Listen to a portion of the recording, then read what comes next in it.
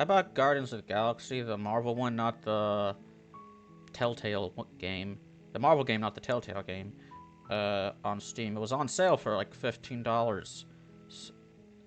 Don't know if I'll ever play it, like, on this channel, but hey, pretty good deal, right? Okay, are we sitting comfortably? You're on a path. Then let's begin. In the woods, and at the end of that path is a cabin. And in the basement of that cabin is a princess. You're here to slay her. If you don't, it will be the end of the world. Please do not interrupt me, narrator. I'm trying to info dump. To silently continue to the cabin. You make your way up the short path to the cabin. You'll find the princess within. A warning before you go any further. She will lie, she will cheat, and she will do everything in her power to stop you from slaying her. We're not going to go through with this, right? She's a princess. We're supposed to save princesses, not slay them. Ignore him. He doesn't know what he's talking about.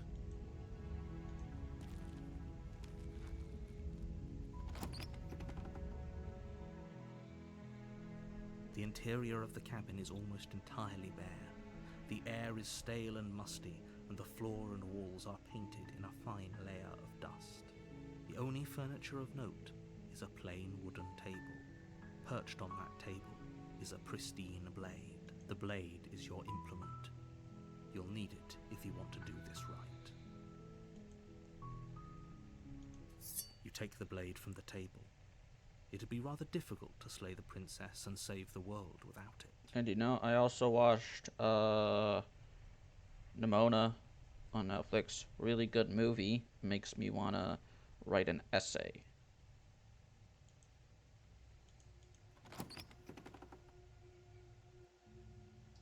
The door to the basement creaks open, revealing a staircase faintly illuminated by an unseen light in the room below. This is an oppressive place.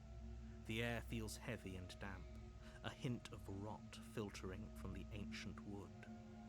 If the princess really lives here, slaying her is probably doing her a favor. But like most essays I've written, it'll probably take forever for me to finish it. Her voice carries up the stairs. Who's there? She sounds dangerous. It's almost as if she's the one in charge down here. Don't let it fool you. It's all part of the manipulation. I think I'm here to kill you?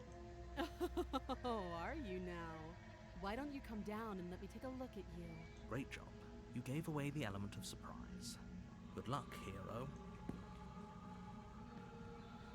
You walk down the stairs and lock eyes with the princess. There's a heavy chain around her wrist, binding her to the far wall of the basement. She's so coldly beautiful.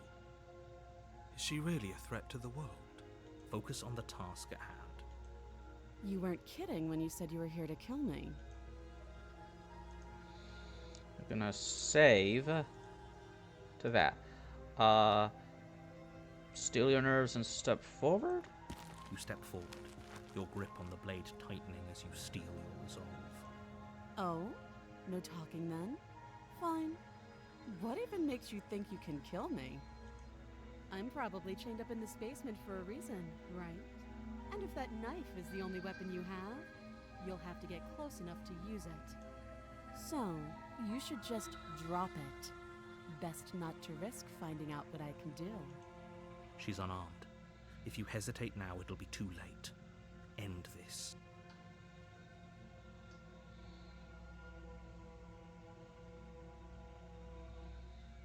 I'm not dropping the blade. Then I'm not talking to you.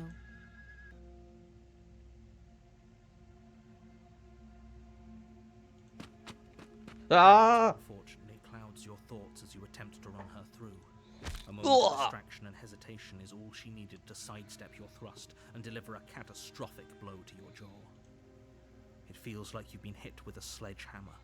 You can feel bone grinding on bone where your jaw has been fractured. Ow. Holy shit, that hurt! Though she's unarmed, the shock of that first strike is enough to stagger you.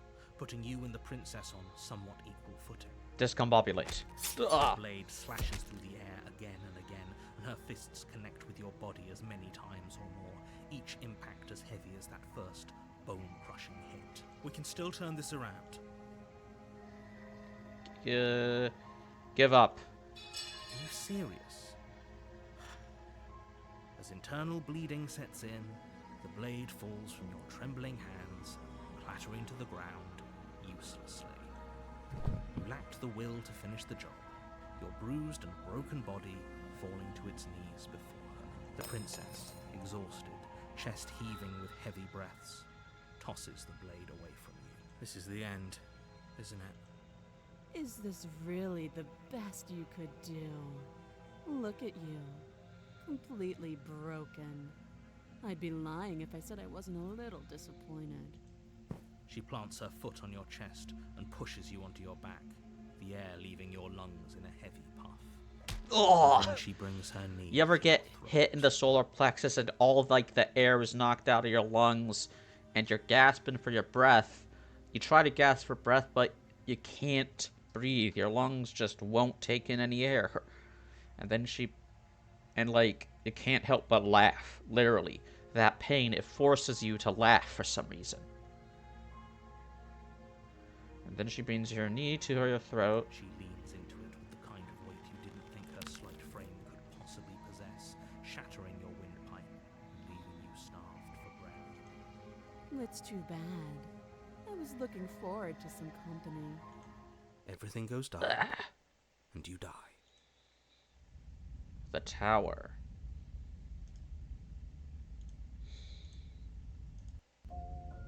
You're on a path in the woods, and at the end of that path is a cabin. And in the basement of that cabin is a princess. You're here to slay her. If you don't, it will be the end of the world. But I died. What am I doing here? I can assure you that you're not dead. And to answer your second question, you're here to slay the princess. I literally told you that a second ago. If he doesn't remember what happened, then maybe it's best to Keep it that way. You know I can hear you, right? It's going to be a lot harder than you think to keep secrets from me. Or does it matter what he knows? There's nothing we can do to stop her. She's just going to kill us again. Life and soul you are. She is not going to kill you unless you let her. But slaying the princess and saving the world is going to be much more difficult than it has to be if you spend the whole time second-guessing yourself. Let's assume I'm telling the truth and all this really did happen. Why should I listen to you? Why should I bother doing anything? Those are two very different questions, but fine. I'll indulge you if that's what it takes to get you moving. Let's say for a moment that this really is the second time you've met me, or at least a version of me. You died last time, which probably only happened because you didn't listen to me. Of course we died. She didn't feel pain.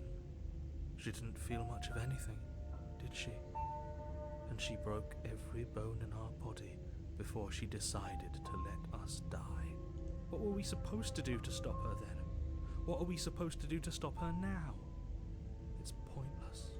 She's just a princess.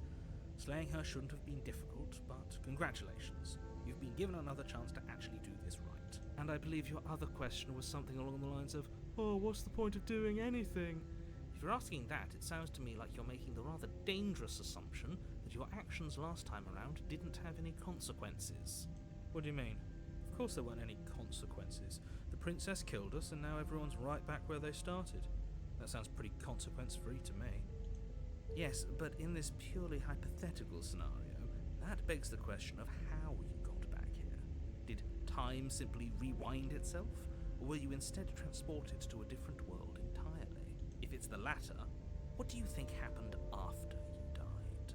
Do you think the people there lived happily ever after? Or do you think that the princess, left unhindered, brought about the end to everyone and everything, just like I told you she would? If she ended the entire world, why should we even bother? We might as well just walk up to that cabin, break her chains, and let her do whatever she wants. It's all the same in the end. Just because she's capable of ending the world doesn't mean you're not capable of slaying her. Both of those things can be true at the same time. So chin up. I believe in you. Let's talk Just be about this quick princess.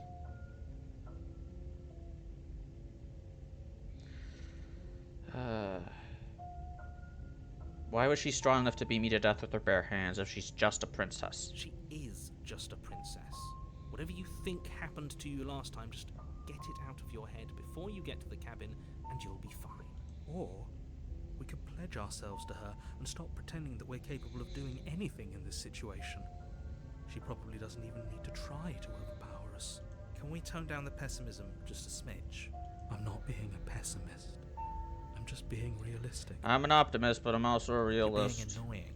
Just ignore their bickering, and whatever you do, don't pledge yourself to her. I cannot stress enough how absolutely catastrophic that would be for everyone, yourself included. Who locked her in the basement? Why couldn't they Fire. Look, Oh, of course. Who cares if you think we're special?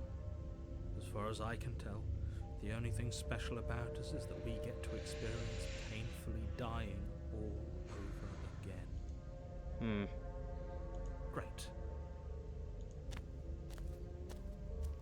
a warning before you go any further. She will lie, she will cheat, and she will do everything in her power to stop you from slaying her.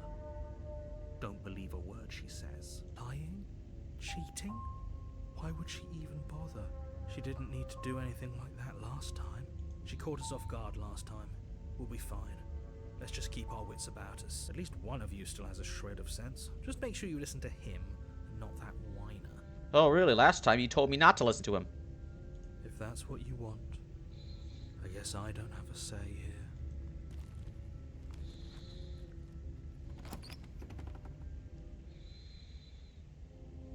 The interior of the cabin is larger and more grandiose than its humble exterior would suggest. The only furniture of note is a massive marble altar with a pristine blade perched on its edge. The blade is your implement. You'll need it if you want to do this right. Why do we feel so small? We don't feel small. We are small. The cabin is just bigger. Didn't say anything about the mirror on the wall. That's because there isn't a mirror. There's the altar, Can't believe I forgot to blade see every sitting on the voice's, altar, check every and the door voice's to the response basement. There's to nothing your else in- special. There's definitely a mirror. There isn't. Who cares if there's a mirror? We're all going to die anyway. And I'm sure that if we looked in there, we'd just see something sad and miserable looking back at us. We don't need any reminders of what we are. It would only make things worse. For the last time, you're not going to die unless you let it happen. And luckily for you, there isn't a mirror, so no one needs to worry about confronting a grisly visage any time in the near future. So that's why the narrator hides the mirror from you, so you won't be able to see how much time has Though, passed. For what it's worth, if there were a mirror, I'm sure that you wouldn't find anything sad or miserable in it looking back at you. You probably look perfectly normal. Probably. Do you not know what we look like? He knows. He just doesn't have the heart to tell us. I'm a Birdman. I want to see how handsome I am. Please don't. I'd rather the princess kill us again than see how dreadful we are. Why didn't I pick Okay, this less option about more what we often? look like and more about whether we're being lied to. If he's willing to lie about something as innocuous as a mirror, what else is he hiding from us? I'm not lying to you. Use your eyes. There is no mirror. Why would I lie about something so meaningless? What good would it even do? I don't know. Why would I lie about it? You walk up to the wall next to the basement door. It's a wall. There Hey, isn't the mirror much is smaller. there. It's my Really size. isn't funny. You reach forward and rub your Uh-oh. hand against the cabin wall. I hope you know how ridiculous you look right now. We should count ourselves lucky. Some things are better left unseen. Ugh. This whole cabin is different from last time. Maybe that's because you haven't actually been here. I hope this means you'll finally drop that ridiculous past life. Oh, nonsense. Hero You didn't say. haven't Very died, and you different. certainly haven't been killed by the princess. Enter the No basement. blade this time. Yeah. Maybe she'll be more receptive if we're unarmed. Blade. No There we blade. go. It doesn't matter.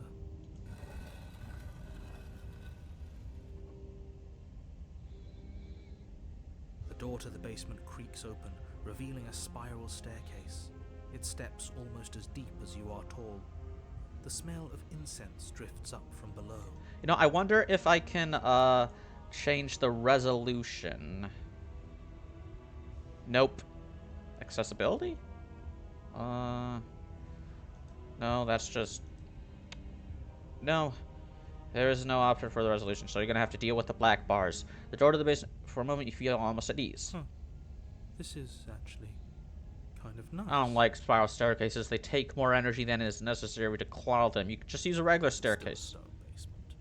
If the princess lives here, slaying her is probably doing her a favor. Her booming voice rolls up the stairs. Is that a guest I hear? Don't linger on the stairs. Come down and witness me. You weren't kidding when you said it was booming. She wasn't like this last time. You shouldn't have come down here unarmed. If I did come down here unarmed, she would just commanded me to drop the knife, and I would have dropped the knife, no matter what I chose. We need to get down there. She wants us to see her. We need to see her. Should we be worried about your sudden change in attitude? Just a few minutes ago, you were going on about how pointless everything was. Now you want to go down there. It doesn't matter what that little voice says.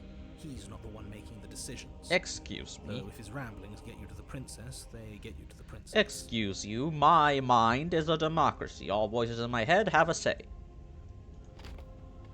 Making your way down the spiral staircase is a time-consuming and exhausting effort, every step requiring you to clamber over one edge before dropping to the next. But soon the end comes into view, and you tumble to the bottom, entering the vast, temple-like room beyond. The princess towers over you, almost glowing in the weak starlight, her figure framed by a stained glass window. Her long hair billows around her, and a chain binds her wrist to the far wall. The chain is nothing to her. It might as well be a toy for all the good it would do. I told you it was pointless to resist her. The little bird has returned to me. I wonder what he wants. I see your hands are empty. You've already given up, haven't you? You aren't even going to try and kill me. How sweet. And more than a little disappointing. She's disappointed in us? Kneel. Hold on. Upload that to the community. No.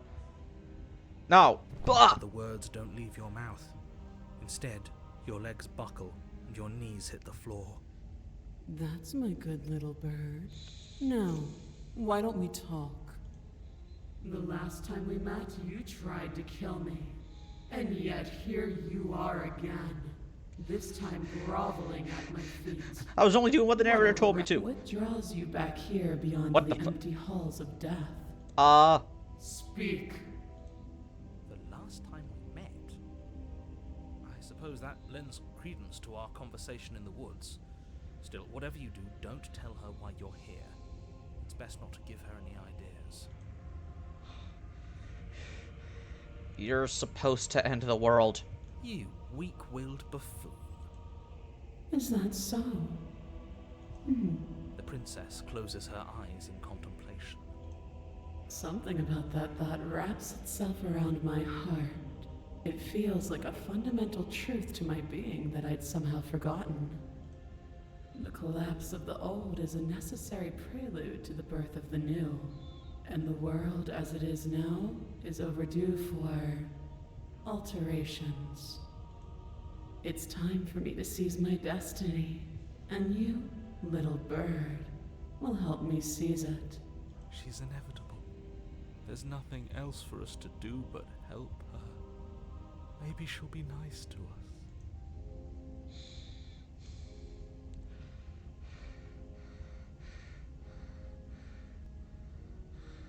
Just because you're supposed to end the world doesn't mean you have to do it. You can be whatever you want to be. Steven Universe approach. This isn't about desire. This is about what I am. And I have little interest in discussing destiny with one that cannot see the divine truth that shines in my heart. I have questions. I have questions. Know the limits of your privilege, little bird. There's an empty place at my side for you to fill, if you'll have it. But it is not a place for an equal. It is a place for something worthy to be kept. A priest, perhaps. Dude. Or a pet. Ah, damn it. There goes my other options. What would you have me do? All you have to do is break these chains and set me free. If you're so powerful, can't you just break the chains yourself? Don't be rude. Of course she can. It's not rude to question someone who's apparently trying to end the world. That's exactly why it's rude. We should know our place. I can, easily. But that isn't what I want to do.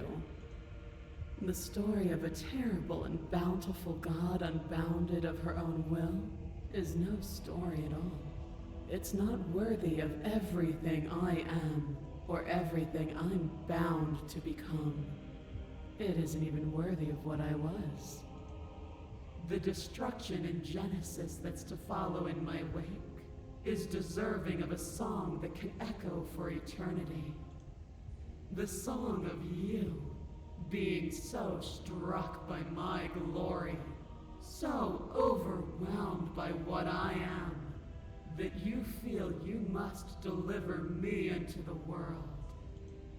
And from your act of utter devotion and submission springs a new dawn, a better dawn. Submit now, submit later. It makes no difference. Because in the end, no matter how vainly you struggle against me, my will triumphs over yours. Ah, fine. Your will was so easily broken. Am I that magnificent? All you need to do now is break my chains. Maybe I can Starscream this What you shit. want, then I guess there's not much else for me to say. No, you can't just give in to her. Not when the stakes are so high. Not when you're so close. I won't let you do this. Oh, well, now you're gonna take away my free... There's still something in the way. A greasy film inside of you where it doesn't belong. Trying to conceal you from me. Is that a person? No, it used to be a person. It's something different now. An echo. Is she talking about you? That's impossible. She's not supposed to be able to interact with me. You're a small one, aren't you? A shriveling little worm stretched beyond its limits, trying to control things that it can't understand. Glad we agree on something. No. What are you talking about? I don't care what you are. You're mine. Trust me, you do not want the narrator in your head. Ah! Rise, my little bird. Without hesitation, you're brought to your feet. Break my chains. And how are we supposed to do that? We don't even have a weapon. All you need to do is believe it's been done.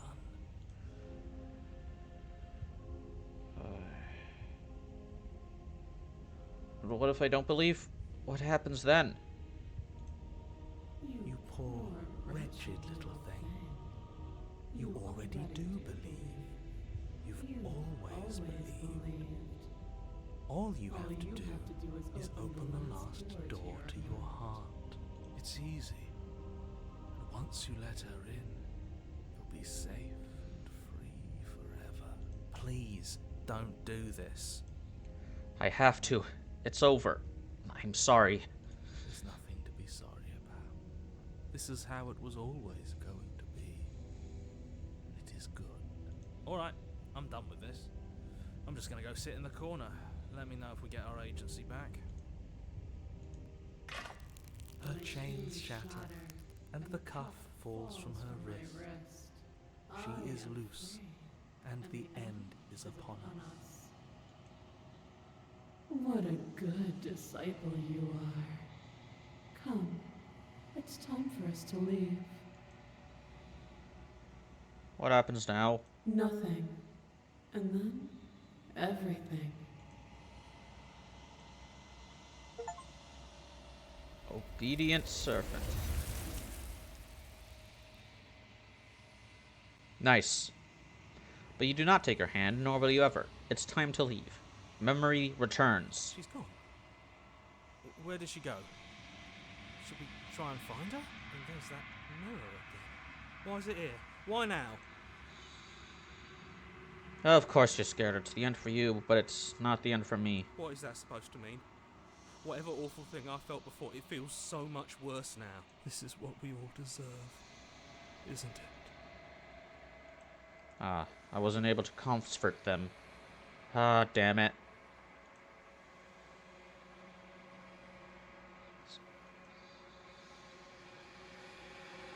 You've withered. Find yourself in the long quiet once again.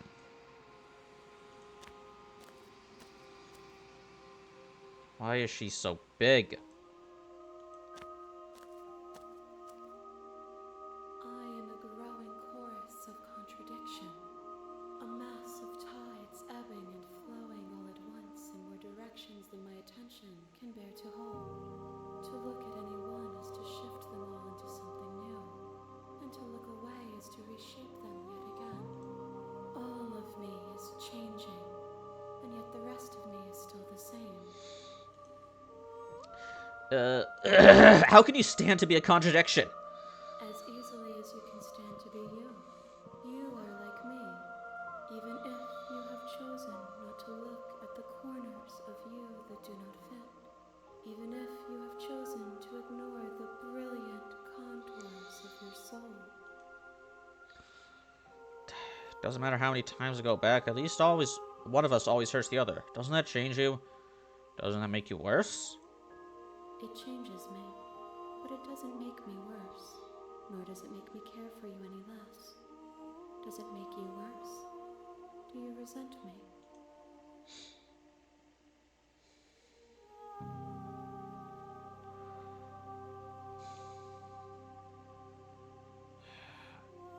Not really. It all seems so distant as soon as I'm near you.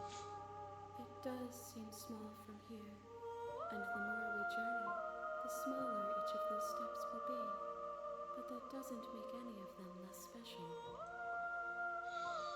What do you think of this bustle? This one is Dominance, a figure capable of bending everything to her will. She will make for a terrifying and divine heart. Fitting for a monarch. Do not mourn her, for she would not be able to mourn you.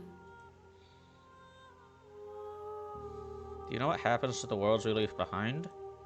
My perspectives are shadowed. You have seen what I have seen, just as I have seen what you have seen.